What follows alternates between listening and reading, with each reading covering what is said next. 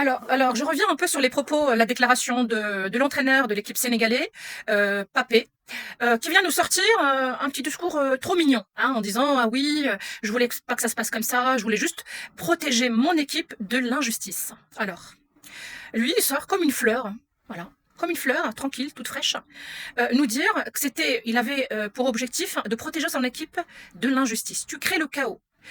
Tu prends en otage des milliers de supporters marocains, étrangers, sénégalais aussi. Tu crées un conflit diplomatique entre deux pays et tu mets en danger des vies, mais des vies partout, hein, même au Sénégal, parce qu'il y a eu des Marocains qui ont eu la frayeur de leur vie. Il y a eu un restaurant qui a été attaqué, il y a eu des jeunes étudiants en médecine qui ont été limite pris en otage. Il y a des vidéos qui attestent en direct, justement, parce que là c'est très très grave. Et tu viens nous parler de protection et d'injustice.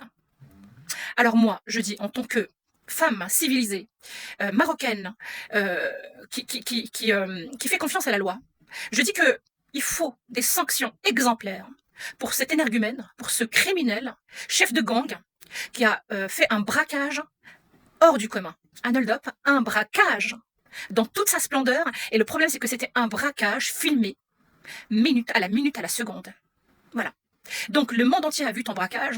Il a vu que tu étais une personne incontrôlable, une personne qui met en danger la vie d'autrui. Et d'ailleurs, je le dis, quelqu'un qui a été inculpé de violence conjugale, parce que tu as cassé le nez de ta femme, et en plus tu as écopé d'une année de prison ferme, hein, c'était pas du... voilà, c'est ferme.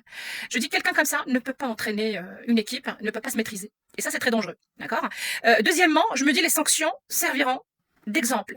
Parce que vous n'en êtes pas à votre première tentative, mais limite, j'ai plein de vidéos et plein de preuves qui attestent que vous avez fait ça limite 4-5 fois.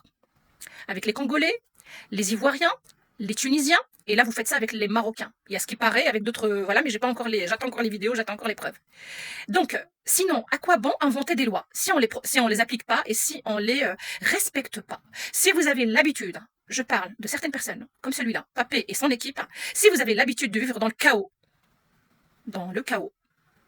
bah, il faut savoir que le Maroc, c'est un pays de loi et d'institutions qu'il faut respecter.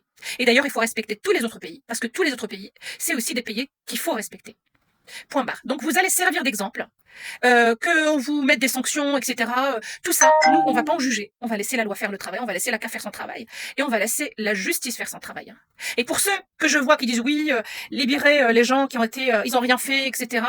Alors je vous dis, cher ami, que ici au Maroc, il y a une loi et elle va être appliquée. C'est pas parce que vous êtes innocent que vous allez vous retrouver dans une prison au Maroc.